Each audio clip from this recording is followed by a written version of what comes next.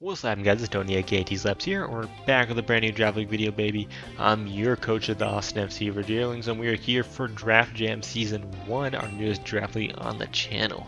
Unfortunately, one last ride left a little bit to be desired in terms of how long it lasted for us, and of course, it bridging the gap between now and Pokemon Champions and Generation 10. Big shout out to Gian for letting us in on this draft league of his, and go check out him and all the other Draft Jam coaches down in the description below, of course. Without holding it back much longer, we can get into the league itself, because it's not your typical draft league, especially if you're familiar with this channel where we pretty much just play standard draft. We being the commissioners, decided to get rid of a lot of the top picks, about like the top 8 or so of standard Pokemon and the top 8 Tera captains in draft format.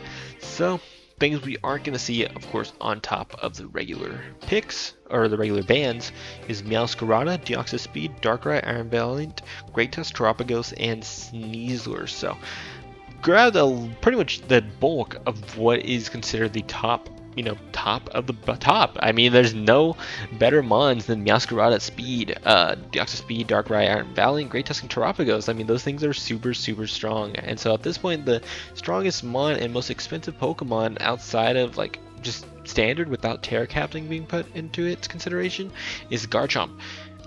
And I think that's fine. I think Garchomp being the strongest mon on a draft board is pretty fine. I mean, that accomplishes the goal when they were doing this, that they wanted it to be on the level of Usum and Oras, which I would say it does have really well. That pretty much sums it up, Garchomp being one of the best mons.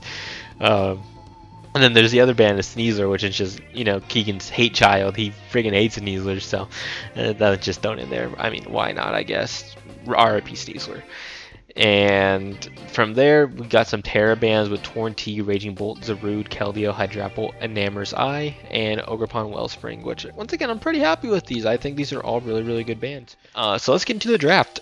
I decided to go with something that I really am excited to use. I guess what I should have explained first is I was pick number 12 of 14. So there's 2 months I really, really wanted to use.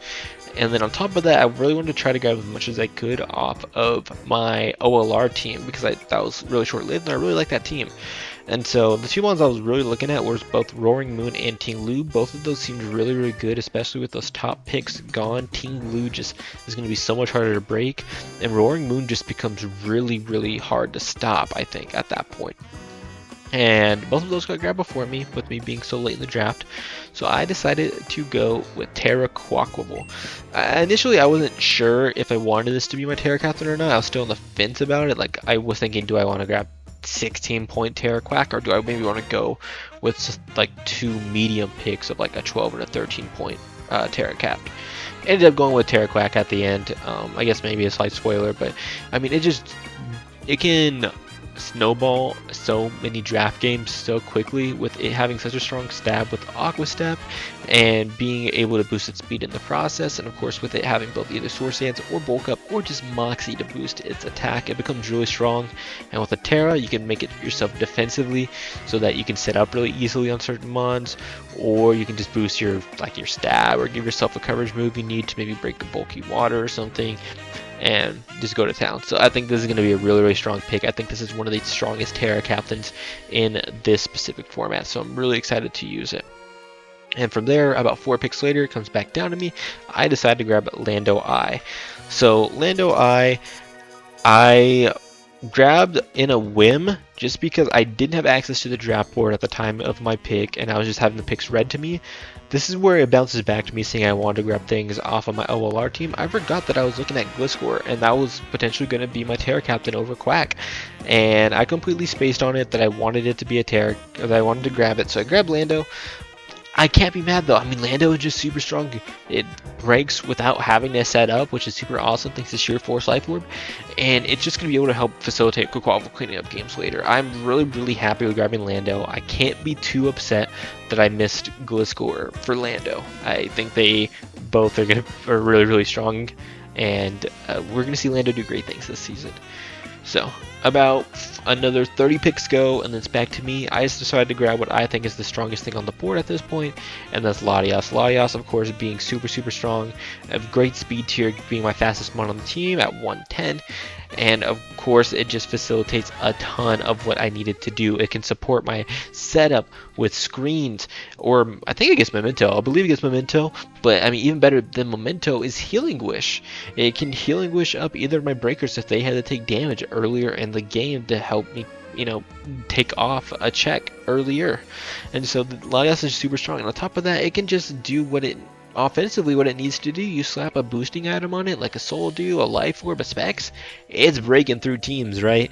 So I think Latias is really, really good here. I'm happy with grabbing it. I haven't used it since I think like Gen 6 probably, maybe Gen 7, probably Gen 7. So I grabbed that.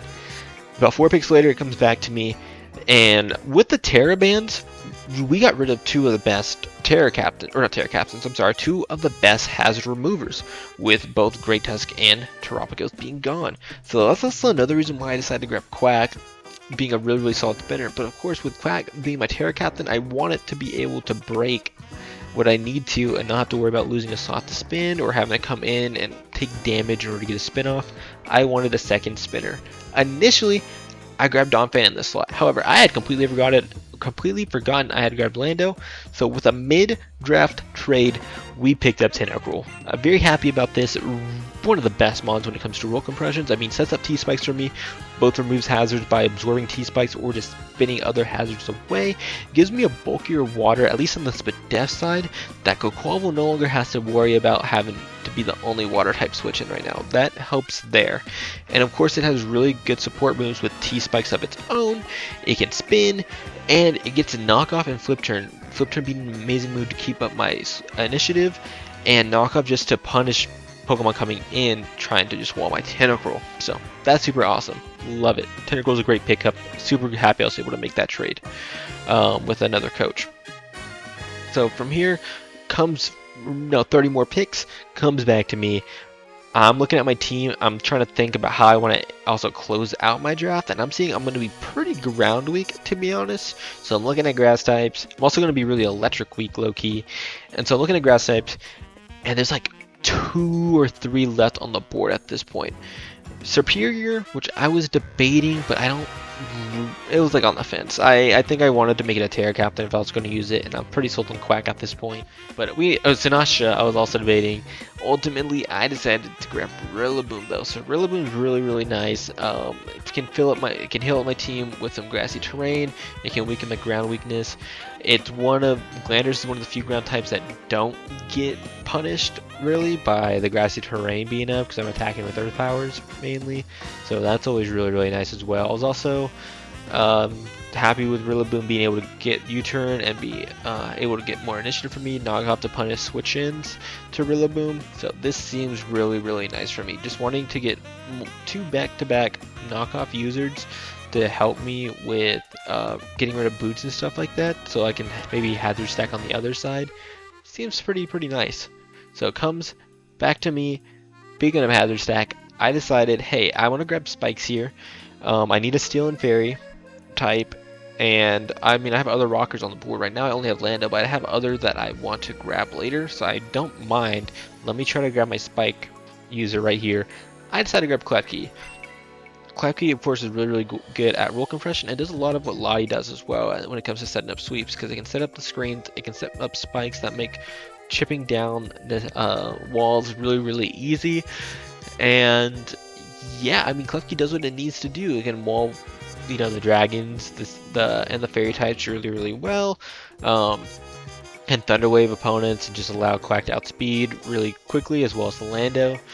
So I'm really, really happy with Klefki, and I was okay grabbing this because during this point I was like, okay, I'll grab another Steel or Fairy.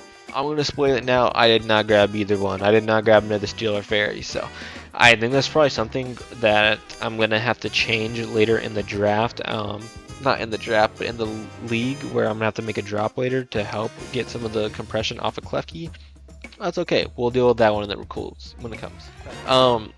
And the reason I kind of forgot about it is going into this next pick, I figured I was going to grab Rabombi as an offensive fairy, and it was going to boost up my speed tiers above Lottie, because right now we're just at 110, nothing too crazy.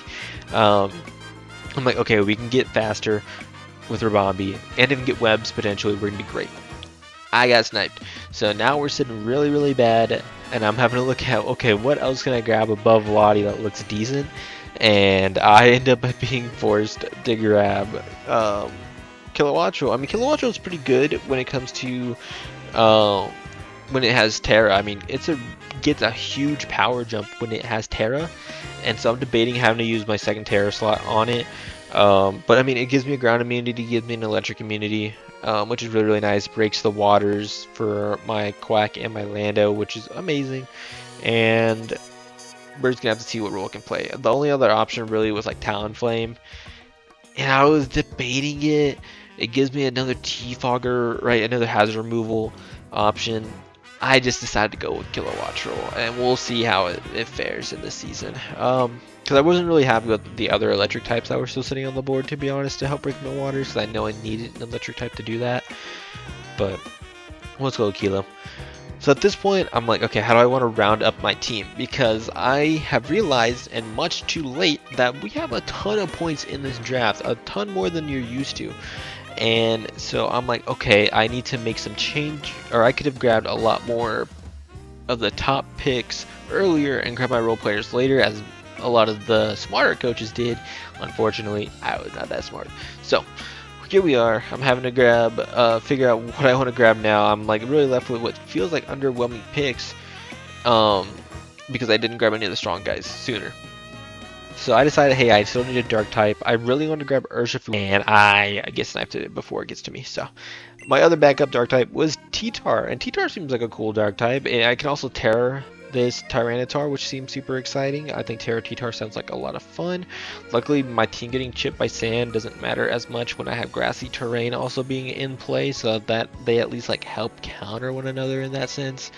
And once again, there's also an Excadrill on the board somewhere, so removing the better of the two sand setters for Excadrill seems really, really nice, so I'm happy about that. So yeah, we have T-Tar here. Filled my dark type rule.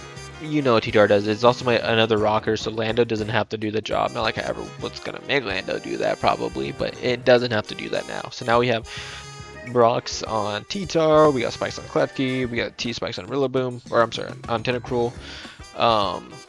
So I'm pretty happy with the hazards that we have and the options we can go from.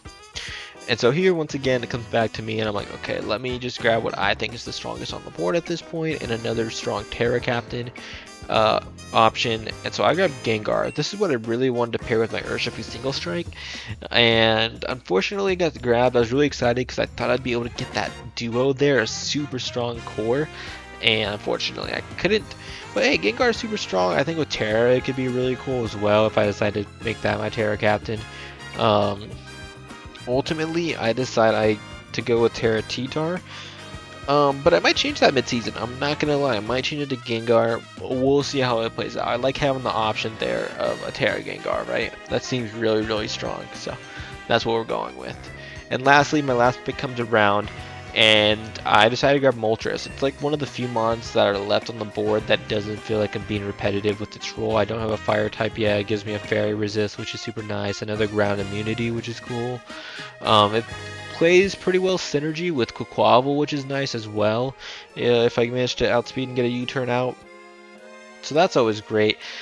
I won't lie though, I think Moltres might get dropped to help with the rule compression on the Klefki, help maybe lift off some of give Klefki some breathing room, right?